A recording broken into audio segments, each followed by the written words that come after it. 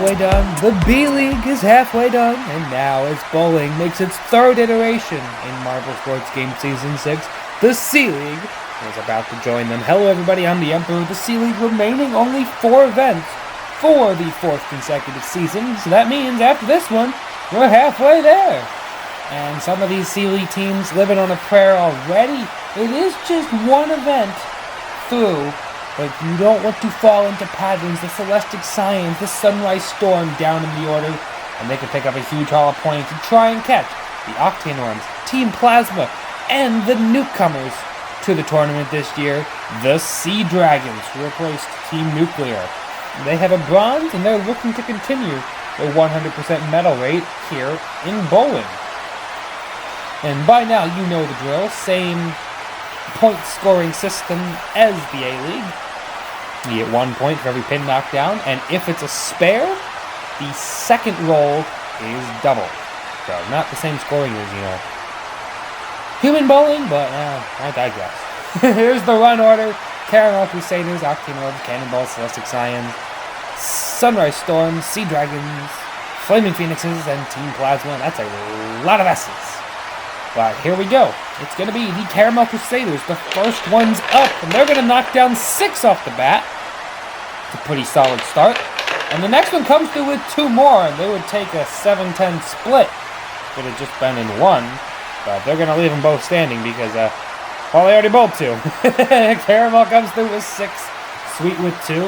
And just like in the A-League and B-League, every 2 rounds there will be an elimination. Which, because there's only 8 teams, will mean that this is only going to be 4 rounds. This will be a bit of a shorter one in comparison to what we saw in the half-hour marathons in the A and B League. And now the Octanorms come down. They're going to take down 6 total pins. So, 2 off of the Caramel Crusaders' benchmark score. And Fuel and Gasoline, the championship leaders, with a solid showing thus far. Cannonballs coming through now like a barrage, and they're going to take down 8. Good job by the Cannonballs. Again, we saw the B-League really lacked the competitive nature the A-League did in this event. It's not always the case, and it's good to see the C-League starting out strong here. No scores lower than 6 through the first 3 bowls. 4th, the Celestic Science, sitting in dead last. They take down 5 to start, and the second bowl comes by and takes down 2 more. They'll take a 7. And they really need that. Did not have a good showing in the B-League qualifiers. Cyan and Cobalt sitting in the C-League for the season. The fans happy with the 7 this far. We'll see if they can continue that mojo into round 2. But before that, the Sunrise Storm, and they're only going to take down 4 to start. But they take down a few more, and they will also come in with 7, meaning 6 remains the lowest score.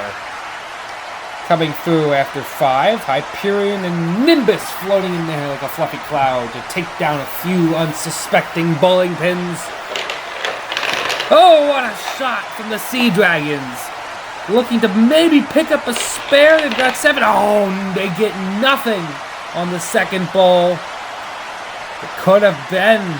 They'll take 7, keeping them in contention, but Basilisk couldn't slither their way through those pins and instead hit one that has already been toppled. 6 still on the board for the Flaming Phoenixes after their first bowl. They'll take down 2 to take a total of 6. And everyone between the 6 and 8 range thus far, with only Team Plasma to go. Fox and Ash combining for that one. Our final runner in round number 1, it is Team Plasma, starting out with 4 strong, and only getting 1 more to drop them into provisional last place with just 5. Volt lacking the magnitude needed to get home with those scores, and everyone now between 8 and 5. No spares again through round 1, a similar trend to what we saw in the B-League. There's the EMRC taking in the 3rd edition of this. Already moving by a lot quicker than the prior showing. Although with half the field not here, that makes a little bit more sense. 4 down and a gutter ball from the Caramel Crusaders. Oh no! Well, that's not what they wanted to do. They swung too far to the right, and they missed everybody on the second ball to come through with a 12. Sweet. That's not very sweet of them. I'm sure they'll be beating themselves up about that one. And here comes the Octanorbs taking down 5. They're going to get a couple more for a 7. And that should put them at a total of 13, just ahead of the Caramel Crusaders. Fuel's really fueling the offensive output of this team so far. Let's see if they can keep that up. We head to our third bowl of round 2. It's the Cannonballs. Bombs away. Can they hit a lot? No, not bad. They'll take 7 more. And it's turning into the upper mid-scoring bowl yet again, similar to what we saw at the end of the B-League. No spares, but no poor performances yet. Everyone's knocked down at least half of the pins in every bowl thus far. Although I probably just jinxed that. I'm sorry, Celestic Science. Oh, they got it through. They got 5 already. No commentators curse on this one. In fact, they will take 7 and almost a 9. An impressive showing from the Celestic Science, which will put them at a total of... cue the Jeopardy music. 14! Cyan and Cobalt. 7 and 7 thus far to put them, I believe, in the provisional lead. Our 5th runner is the Sunrise Storm. Only take down 3 initially. Nimbus comes down with 2 more, and it's just 5 for the Sunrise Storm.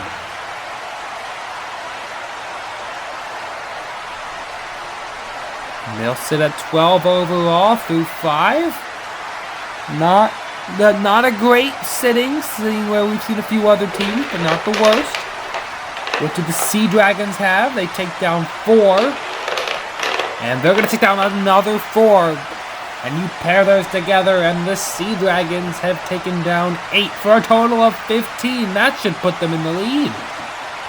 Some teams in a little bit of danger now as Typhon and Basilisk. This team's starting to show some chemistry in their debut in the Marble Sports games. Flaming Phoenixes, Funk's still on the board. What's Ash going to do? They're also still on the board. Not a lot of force from the Flaming Phoenixes.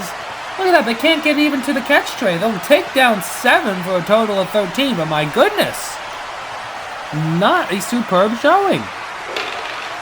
Oh, and a good ball off the bat from Team Plasma. They're going to need a huge spare here, and it's not going to happen. Team Plasma, not great, Chief. Not great. They'll come in with 10. 2 5s, 2 0s, and they are going to be eliminated for sure. You see them in the back, sitting in isolation, wondering what could have been to build on their silver medal from the prior event. The Flaming Phoenixes, Sunrise Storm, Caramel Crusaders are going to join them, so 13 was the cutoff. Might be our highest one yet, I'm not sure. So, the final 4 now. The Octanorbs, our first runners, will take down 4, and they'll take down 3, for a total of 7. And they will be fighting for a medal. 3 of the 4 remaining teams will get one, of course, and they're sitting at 20 after 3 runs.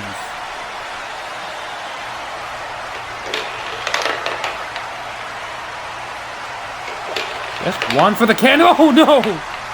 Oh, no! Oh, they really bombed that run. The Cannonballs. Flint got 1. They split the spark for Kaboom, who had their best Kaboom impression and only took down 1 pin and blew that round. The Celestic Science. I'm like, oh man, we can't get much worse than that. They'll take down 5 and be a little bit happy with it.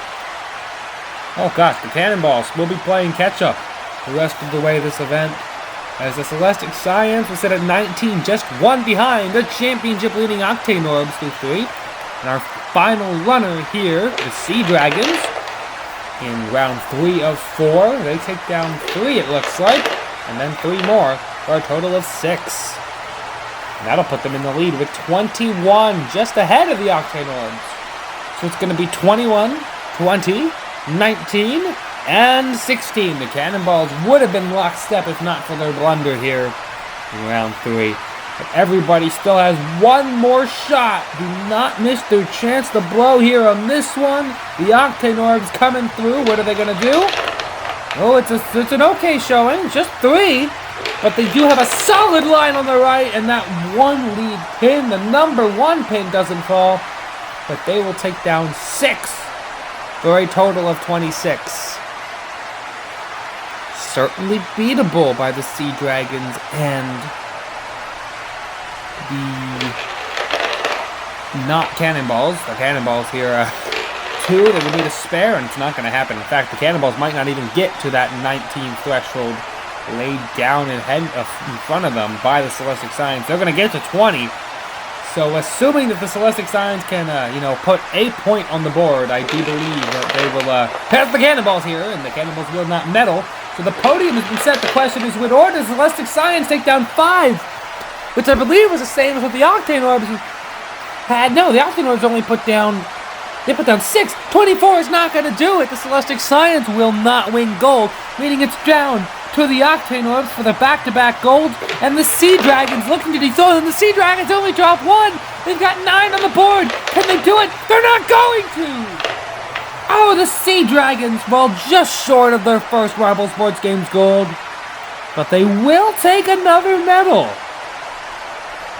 25, the Sea Dragons go back-to-back in medals, and the Octane Orbs go back-to-back in gold. Look at that. 3 competitors within 2 points. And the Cannonball's a little bit adrift down there. But what a job by the Octane Orbs, going back-to-back golds in the Sea League. Congratulations to the Sea Dragons in second. What a job by them. The newcomers sitting in second overall, 8 points adrift of the Octane Orbs, but 8 clear of the Cannonballs as the mid-pack is frivolous throughout. Look at this, the Celestic Scions up to 5th with their bronze. And this has been a fun one. The Sea League continuing to pick up action. And we'll see you next time at Event 9.